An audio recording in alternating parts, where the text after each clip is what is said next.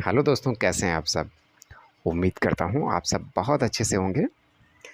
दोस्तों, अभी मैं जो कंप्यूटर का परिचय टॉपिक को लेकर के जो मॉक टेस्ट सीरीज़ चला रहा हूँ, उम्मीद करता हूँ कि आप सभी को हमारे ये वीडियो पसंद आ रहे होंगे और जिन लोगों को ज़रूरत है आप उन तक हमारी वीडियो ज़रूर पहुँचा रहे होंगे। चलिए फ़िलहाल मैं ज़्यादा समय ना लेते हुए स्टार्ट करता हूँ हमारा आज का वीडियो और देखते हैं पहला क्वेश्चन क्या है। कंप्यूटर एक ऐसा उपकरण है जो सिर्फ गणक ही नहीं, और इसके बाद में यहाँ पे आपको फिलअप करना है, सूचना को संसाधित करने वाला साधन भी है।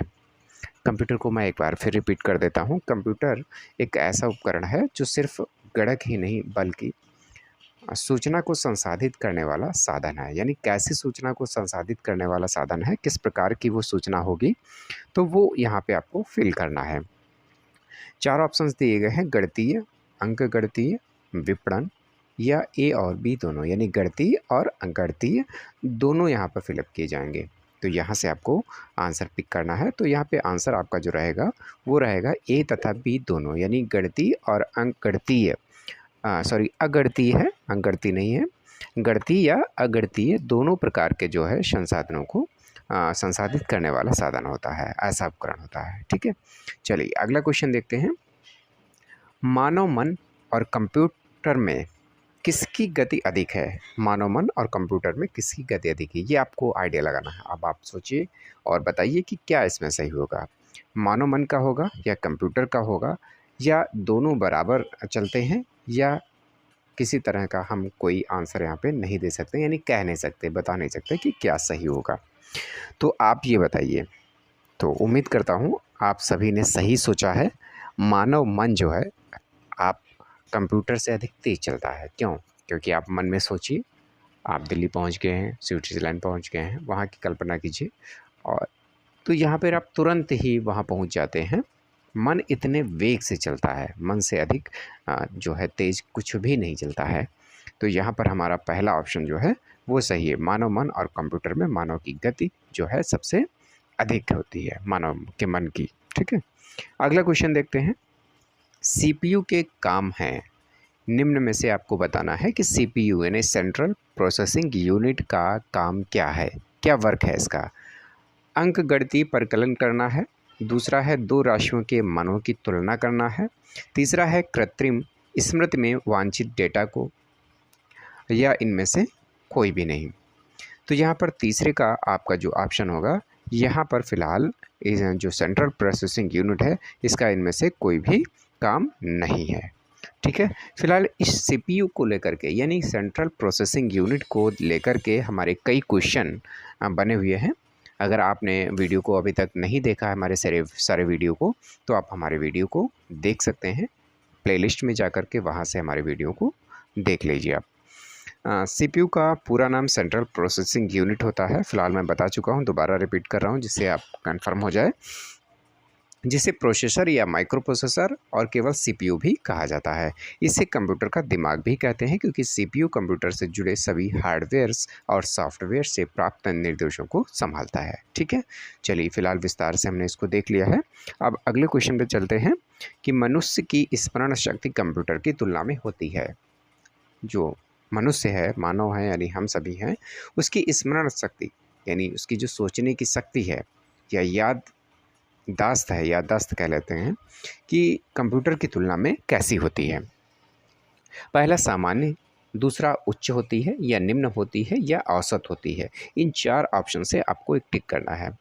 तो इसमें आप बताइए कि कौन सा होता है। मनुष्य की स्मरण शक्ति जो है कंप्यूटर की तुलना में हम कह सकते हैं कि सामान्य होती है, ना कि बहुत उच्च होगी और ना ही निम्न होगी और ना ही औसत कह सकते हैं, हम सामान्य उसको कह सकते हैं। चलिए यहाँ पर हम विस्तार से इस क्वेश्चन को थोड़ा सा देख लेते हैं। मनुष्य की स्मरण शक्ति कंप्यूटर की तुलना में सामान्य होती है। कुछ तुलनाओं से मानव मस्तिष्क तेज होता है, कंप्यूटर की तुलना में कहीं अधिक जानकारी संसाधित कर सकते हैं। वास्तव में अगर हम बात करें तो 2000 के दशक में पूरे इंटरनेट की जटिलता की तुलना एक मानव मस्तिष्क से की गई थी। हालांकि आज की सबसे बड़ी स्केल समस्याओं से निपटने के लिए कंप्यूटर की विश्लेषणात्मक शक्ति के साथ कोई भी मस्तिष्कीय तुलनीय नहीं है। ठीक है। तो यहाँ पर अभी हम कोई तुलना नहीं कर सकते हैं, सामान्य श्रेणी का जो हम मान सकते हैं यहाँ पर कंप्यूटर की स्मरण शक्ति और मानव की मस्तिष्क शक्ति को। चलिए अगले क्वेश्चन की तरफ हम बढ़ते हैं। अगला क्वेश्चन हमारा है, कंप्यूटर को किस प्रकार की बुद्धि की संज्ञा दी गई है? पहला ऑप्शन है हमारा शुद्ध, दूसरा मानव, तीसरा है कृत्रिम, स्मृति में वांछित डेटा और चौथा है उपर्युक्त सभी। यानी यहाँ पे क्वेश्चन क्या कह रहा है, कंप्यूटर को किस प्रकार की बुद्धि की संज्ञा दी गई है, ये ऑप्शन आपको बताना है। तो यहाँ पर हमारा है कृत्रिम स्मृति में वांछित डेटा। ठीक है, तो ये हमारा ऑप्शन रहेगा, क्योंकि कंप्यूटर जो है, कंप्यूटर की मेमोरी जो है वो हमारी आर्टिफिशियल मेमोरी होती है, यानी मानव ने उसको तैयार किया हुआ है। ठीक है, मनुष्य की क्या है, वो नेचुरली है, और यहाँ पर क्या है, कंप्यूटर का मस्तिष्क जो है वो एक कृत्रिम स्मृति में वांछित डेटा को एकत्र करता है। ठीक है, क्लियर हो गया वो उम्मीद करता हूँ। अगला क्वेश्चन देखते हैं, कंप्यूटर की रचना शिल्प में कौन सी विशेषताएं नहीं पाई जाती हैं? कंप्यूटर के रचना शिल्प में कौन सी विशेषताएं नहीं पाई जाती हैं?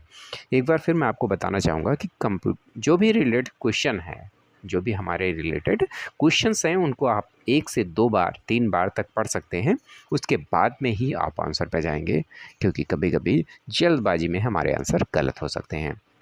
ख़ास तौर से हाँ या नहीं वाले जो ऑप्शंस होते हैं, पूछ लिया जाता है क्या नहीं है, इनमें से क्या नहीं है या इनमें से क्या है, तो उनमें हम जल्दबाजी में उसको नहीं देखते हैं, हाँ और नहीं को नज़रअंदाज करते हुए हमारा आंसर गलत हो जाता है। तो ऐसा आप बिल्कुल ना करें।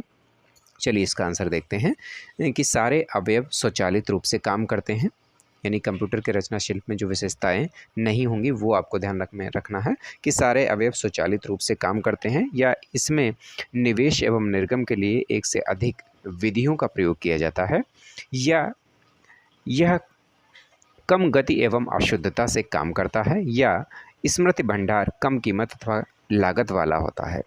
चारों ऑप्शन से आपको सही ऑप्शन यहाँ पे चूज़ करना है। तो यहाँ पे हमारा तीसरा ऑप्शन जो है वो सही जाएगा, यह कम गति एवं अशुद्धता से काम करता है। ठीक है, कंप्यूटर पूर्व निर्धारित निर्देशों के अनुसार तीव्र निर्णय लेने में सक्षम है और यह त्रुटि रहित कार्य करता है।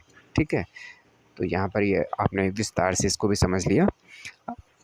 अगला क्वेश्चन देखते हैं कि कंप्यूटर के प्रमुख तकनीकी कार्य में शामिल हैं। कंप्यूटर का जो प्रमुख टेक्निकल वर्क है उसमें क्या क्या शामिल है, इनमें से बताना है आपको। एक ही ऑप्शन सही होगा, डेटा का संकलन तथा निवेशन, डेटा का संचयन, डेटा संसाधन और इंफॉर्मेशन का निर्माण या पूर्ण निर्गमन। ठीक है, थोड़ा सा यहाँ पे फिर से हम क्वेश्चन को रिपीट करेंगे। कंप्यूटर के प्रमुख तकनीकी कार्य में शामिल हैं, पहला डेटा का संकलन तथा निवेशन, डेटा का संचयन, अगला है डेटा संसाधन और इंफॉर्मेशन का निर्गमन या पुनर्निर्गमन। ठीक है, और चौथा जो ऑप्शन है हमारा ABC, यानी ये तीनों ऊपर के ऑप्शन सही हैं। तो मुख्यतः यहाँ पर ऐसे क्वेश्चन आप ध्यान रखिएगा जहाँ पर ऑप्शन आता है कि उपर्युक्त सभी। अगर आपको ऑप्शन पता है कि हमारे ये A सही होगा, B सही होगा, C या भाई D, तो वो तो आप टिक ही करेंगे। अगर कहीं पर आपको लग रहा है कि हमारे ऑप्शंस नहीं क्लियर हो रहा है, कि हमको नहीं पता है इसमें क्या लगाएं, अगर उपर्युक्त सभी दिया हुआ है तो आप मुख्यतः वही टिक करिए। तो अधिकांशतः क्या होता है, वही जो है आंसर सही होता है। ठीक है, ये ध्यान रखिएगा। तो यहाँ पर वही चीज़ लागू हो रहा है कि A और B और C तीनों सही हैं, तो इसलिए हमारा चौथा ऑप्शन सही जाएगा। यानी कंप्यूटर के मुख्य कार्य क्या हैं, डेटा संकलन, डेटा संचयन, डेटा संसाधन और डेटा निर्गमन। ये आपने पिछले हमारे वीडियो में भी क्वेश्चन को देखा था। चलिए अगला क्वेश्चन देखते हैं, कंप्यूटर की क्षमता है क्या है, सीमित है, असीमित है, निम्न है या उच्च है, ये आपको बताना है।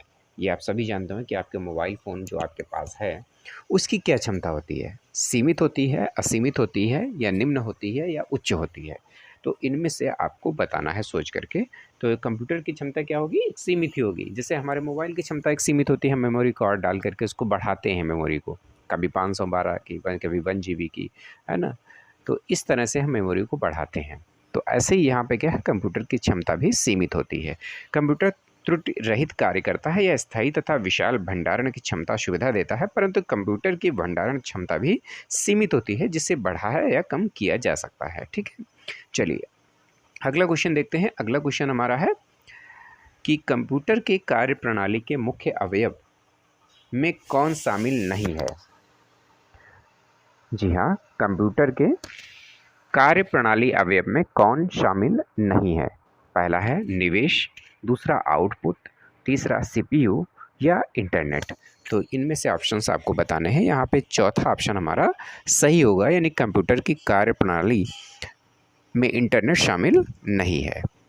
ठीक है, चलिए अगला क्वेश्चन देखते हैं।